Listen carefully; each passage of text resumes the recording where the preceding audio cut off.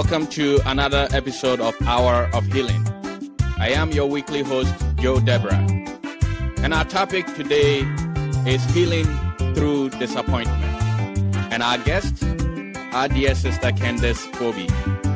Candice Phoebe is a young lady who loves the Lord with all her heart, and in her own way is shining the light of the Lord on various platforms such as this.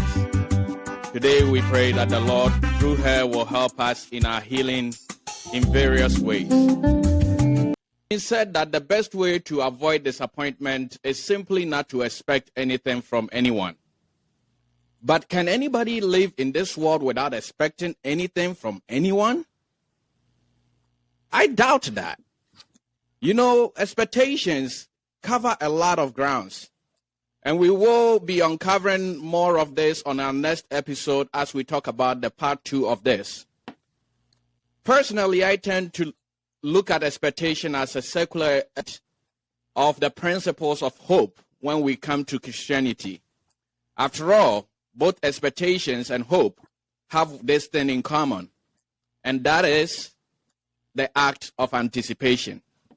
In fact, Scripture itself says that hope that is deferred or delayed makes the heart sick.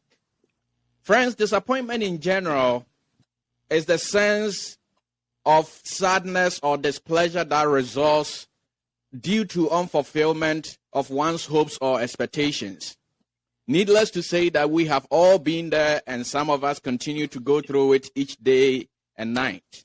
For example, the haves in our lives are disappointed about how much more they don't have, and the have-nots are disappointed of how much less they actually do have. The single adult is disappointed about not having a partner or a spouse. The married couple are disappointed about the partner's behavior or not even having children. Then the young parents are disappointed about the impact of the society upon their children, and in some cases, the lack of support from family members. The older parents are also disappointed in their own way about the choices their adolescents and their teenagers are making. Then the teenage child is also disappointed about their friends not showing up to the party that they agreed to or to where they decided to show. The college student is disappointed about their favorite or their fantasy team losing. And the graduate, in all honesty, is disappointed about the lack of employment and the lack of interview at their dream company. I guess what I'm trying to say to you, my friend, is that disappointment seems to be this fountain in life that doesn't seem to be able to run dry. Or, as people will say, is the gift that just keeps on giving. So, to my dear listener, who is going through their own disappointment in their various way or in any moment of their life, be it emotional, physical, social isolation, financial stress, or even spiritual separation and the likes, I want you to know a couple of things. 1, you are not alone. And 2, which is most importantly, there is healing for us all. So, friends, let's bring in our guest as we dive a little bit deeper into this topic and see how we will be able to get some healing for our aching hearts and our aching souls. Our sister Candice, welcome to the show. Thank you very much.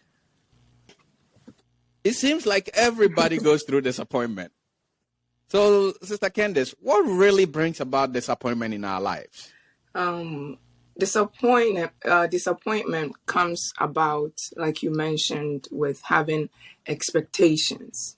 But I'll say that is having high expectations.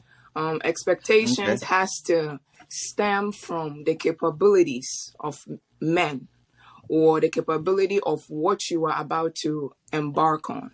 So if you meet me or if you're in a relationship with me, you mentioned with marriage or relationship, people in relationships. If someone is in a relationship with a person, you have to be able to discern that person's abilities and your capabilities. And you match your expectations according to that person. And many a times these regrets and displeased feelings come about because we over exceeded what that person is capable of. Take for instance, we are humans. You trust the person to be there for you every single time that you are in need of. That's unrealistic. God is the only person that is omnipresent.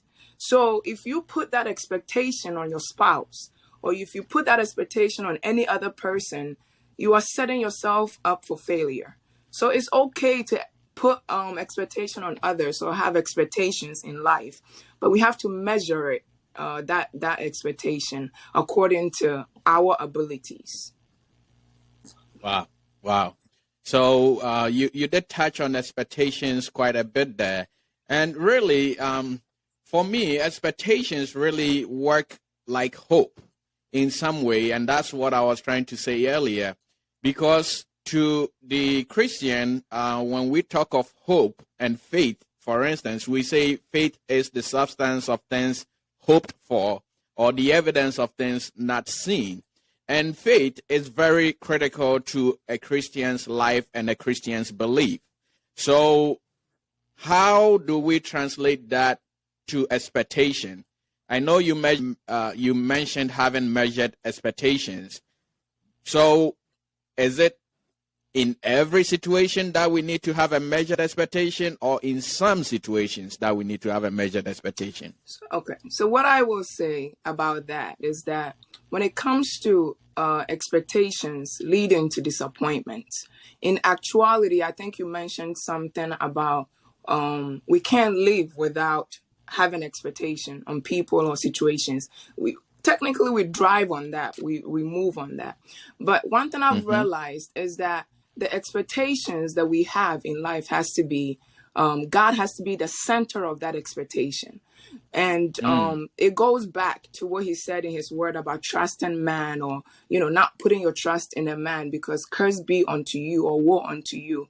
And you mentioned something about soccer game or job interview or things that you expect in your life. And you have so much high expectations for these things. But when we put God in the center of these expectations, it becomes measurable.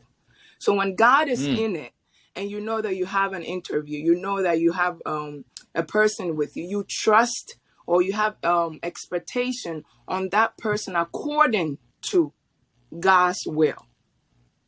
So when that thing betrays, when you don't get the job you're seeking for, when you are not able to complete whatever you are after in life, or your spouse betrays you, however area that you get disappointed, all these things, it comes back to, was it God's will?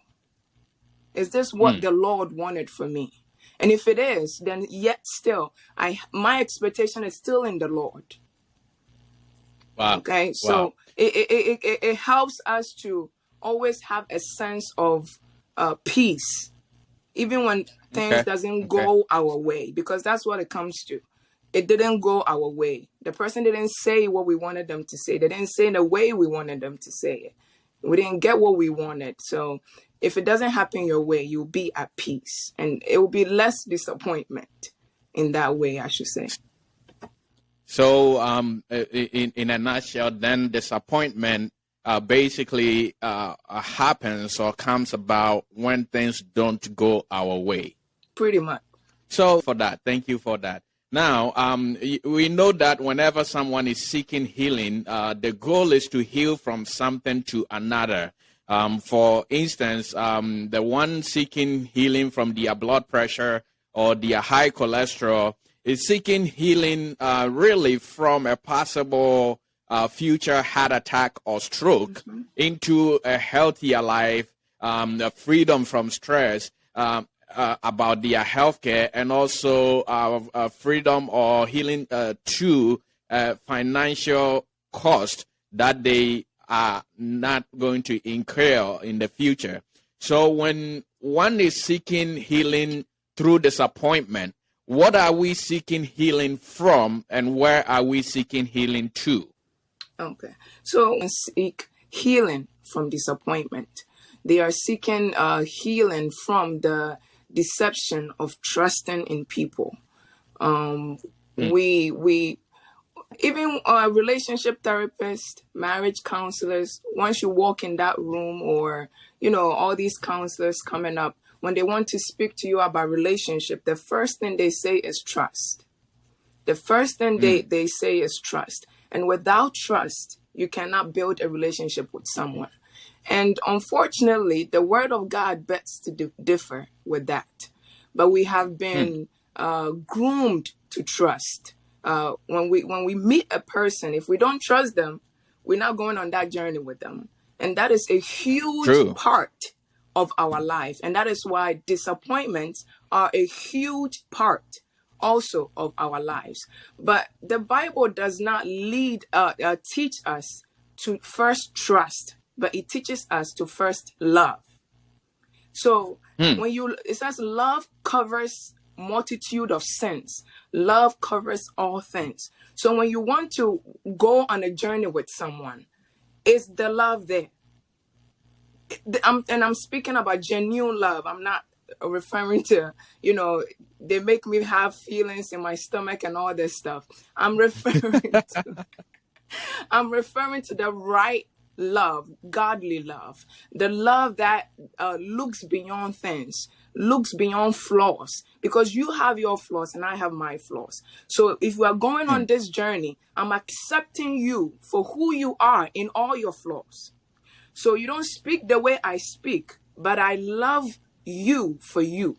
So trust doesn't come in an equation with our relationship, or it should not, when it comes to relationship with person to person.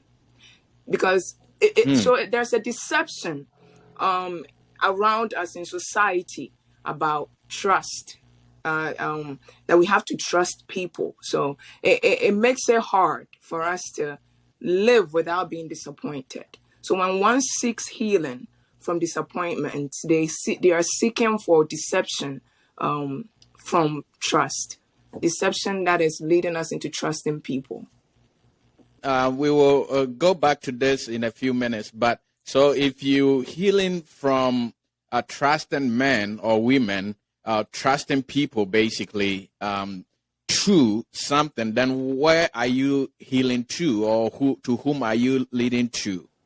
You are healing to, how would I say this? That's a profound question. You are healing towards trusting or relying your trust in God, and not men or women or things or people or your goals or visions and things like that. It leads you into putting all your trust in God. We say to the person who doesn't have a relationship with God, because they go through disappointments too. And so how would they heal? Yes. Okay. So with that, I would say that a person that does not know God or have God, I can't speak on that, because I know what it's like to live a life and go through disappointment without God. And I know what it's like to live a life and go through disappointment with God. One thing that differentiates both of them is that you may come out of that disappointment, but you will end up blaming yourself, because how you will heal was not based on God and what he knows of you and how he wants to lead your life. It will be something totally different that will put blame on yourself. So you can heal. People like that, they heal by community. They can heal with family. They can heal with therapy. And these things are all things that recenter or refocuses the person's mind as to what just happened and how it happened and how can I prevent it next time, and what part did I play in this, and all this comes down to refocusing your mind. So if you can do that without people, then you can internally heal yourself. Common thing as this healing from disappointment, there's no doubt several suggested solutions that you will find everywhere, and you will come across this wherever you search. As a matter of fact, you did allude in a few minutes ago about some of these things. One, some people say exercising your willpower by not allowing yourself to trust again. And this unfortunately includes not trusting God. And also based on what you just said, I think the issue there, or one issue that I find there, is that when you heal from disappointment by yourself, with yourself, the chances or the problem is you end up putting up all these defenses in place that kind of makes you more isolated and more lonely. So that is something that I have observed. The other thing is that some people suggest not talking about it. And so they say you try to forget it, basically, or forget about it. Now, the problem with suppression, and this happens in the clinical world or medical, a lot of patients who have suppressed a lot of guilt, a lot of pain, a lot of hurt throughout their life. The issue with that, though, is it just takes a drop of an acid to cause a base to be diluted. And in the Akan language, there is this proverb that says that "Insio taya pontrenia or jewo," which basically translates to the fact that when you suppress emotions so much, it just takes a second or a twinkle of an eye for you to explode. And so we end up seeing this with people exploding in the sense of harming themselves, sometimes harming others, and things of that nature, which include loved ones. And so that is also one issue that I will kind of bring up with the statement you made there, with how some people also heal. And then you also you said something about therapy and things of that nature. And there is something that I want to make clear when we talk about therapy, because there is a professional-led therapy, and then there is an informal form of therapy. Informal forms of therapy include sometimes support groups. Now, I'm not saying support groups are bad or are not helpful, but the danger of some support groups is that you join a support group and then you find out that your problem is bigger than anybody else's in the support group. And so you end up with more despair than you were in before you even joined the support group. Yes, if you join the support group and you realize, oh, people have much bigger problems than I do, then usually you are able to kind of heal quicker. But for the people who are not so fortunate, that will be what I will say about support groups in that sense. So, Sister Candice, we get to this healing. Help us understand. Yeah. How would we get to this healing? Because with God or without God, you still, they have that in common. You have to open yourself up. You have to allow yourself. You have to accept that you are in need of help. And you mentioned something about informal therapy. And I'll say a little bit about that, because you don't have to always go see someone in an office to get therapy. You could be speaking to a family member. That's a form of therapy, or any form of way that you can let out what you have experienced is therapy. Okay, so you have to allow yourself, and that is one thing that puts people in a place of suppressing what they have just experienced. Is they don't want to face what has happened. They don't want to accept that it happened to them. Let it happen to anybody else, but not me. So when it happens to me, it's like, I was shut down until, just deceive myself that it wasn't me that it happened to. And that is not a healthy way of living, because this world is filled with walls that we are meant to, break through. So when you get to a wall that is too high for you, or you never felt like it will be before you, it's you that is before. Go through it. It won't kill you. Somebody else has gone through it. They have overcome it. You can too. No one is special. It's just a matter of opening yourself up, and that strengthens you to be able to overcome anything. However, in the culture that we grew up in, and sometimes to some extent in some of the older generations, not so much the younger generations, but the one thing that keeps coming up that I hear often with the older generation is, don't talk to people about your problems. Don't talk to people about your situations. In fact, some people will say, why are you going to talk to a therapist or a pastor?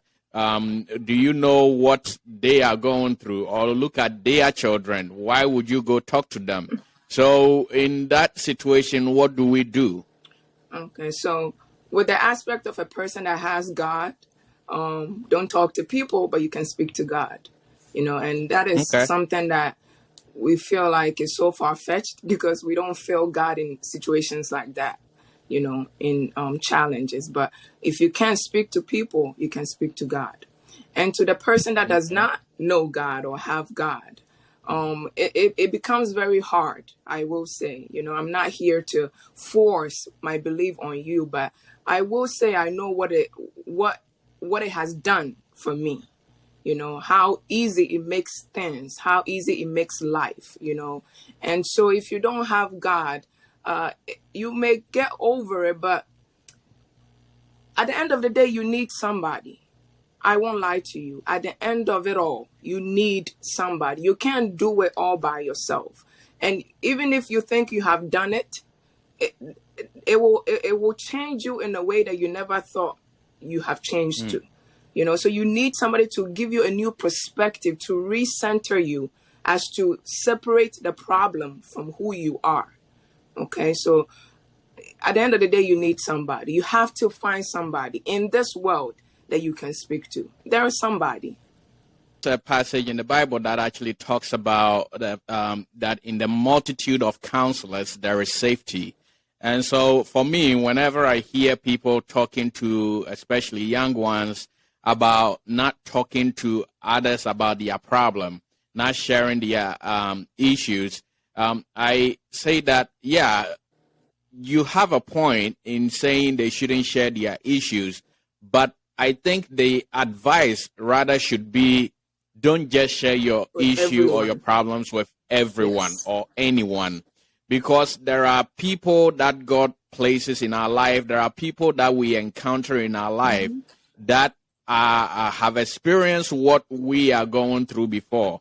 In fact, there is an adage that says that not before, but everyone has been a child. And so what you are going through as a person, somebody in your life has gone through and has come out of it, sometimes with a lot more scars than they wanted to. And so they have that experience, they have that knowledge, they have that wisdom that they will be able to impact you and say, oh, I had this problem in my young marriage, and this is what I did that did not work. Even with that, they didn't tell you what the solution is, but they gave you one point that, or one mistake that you're not going to make. And for me, I think it's very, very crucial that we don't keep repeating the mistakes of the older generation. So I certainly think that is very profound. Now, I did get a question about why the topic being healing through disappointment and not healing from disappointment. And I personally, I said, because disappointment is with us, it's part of life. And throughout life's journey, we're going to have to journey through disappointment from one thing to another. What is your take on that? That's very interesting because it's very how you stated it changes the meaning, because healing from is different from healing through it. So, and with how you phrased it brings about the concept of you overcome problems while you are in the problem. Correct. Yes. So I agree with you. I would say I agree with you. We heal through disappointment. Yes, we heal through disappointment. From will be Wow. as if the disappointment is there. You have probably stepped out of it, and you are finding Correct. ways to cope in life after it. like a way forward, basically. But Yes. many a times it doesn't happen that way. You heal while you are in it. So you heal through it. So that's very profound. And I like your topic. We will probably be ending on that note, but you did mention something about if you encounter a wall in your life, whether you believe in God or don't believe in God, rather than thinking, why is this happening to me? Why is this wall in front of me? The attitude should be that we should look at the wall and say, well, this is the wall in front of me and I have to go through it. Now, if you healing from disappointment, you will move away from the wall. But the funny thing about walls in life is that if the wall is an obstacle before you, unless you go through it, whether breaking it down, going over it, going under it, unless you scale it through it, there is no way of getting rid of that wall. And so that kind of reminded me to bring that back up. So what else will you share with our listeners today as far as healing through disappointment is concerned? Okay, so what I will say is that disappointment, as we mentioned, is part of our life. And it becomes more in our life when we consistently keep living life firsthand with trust. God did not intend. He said we should love, and whoever loves another shows that they love the Lord. And if you don't have God, or if you don't have God, what I can tell you is that God created you. He made all of us. He has formulated this world to fit all of us in it. So whatever you are facing, whatever obstacle that is before you, know that there is a God that is powerful, that is able to do more than what you think your strength can do. So believe on God or not, you were created by God. So there is a strength in you, there is a power, there is authority that you can do everything and anything. So long as you put your mind to it, that this is my journey and I'm going to live it. I'm going to walk through this world no matter what. And everything will be at peace with you, I promise. I've been through it. It was not easy, but God did it. God did it. There are some people I speak to, like we made mention, they don't have God, but they faced the challenge. They faced that disappointment firsthand. They knew it was their disappointment, and they were willing to do everything it takes, whatever it takes to overcome it. Because at the end of it all, it helps you grow as a person. These are the things that brings maturity. These are the things that bring growth. Okay, so if you run away from it, you may be 60 and your mind or you act like 20-year-old. So let's face our problems, knowing that it's part of life. It's normal. It's not special. It's nothing that is beyond you. All right? There's nothing new under the sun. Everything you're facing, everything you are seeing, everything you are experiencing is all part of how God has planned it. All right? Wow. So God bless you. Well, we will thank our sister very much today. Basically, what I got from this is to heal through disappointment, you have to let God come in. Friends, listen to us again sometime next week for another episode of Hour of Healing. And then in the near future, we will be bringing you the second section to this, which will be managing expectations. Thank you very much. See you next week. God bless you. Bye-bye.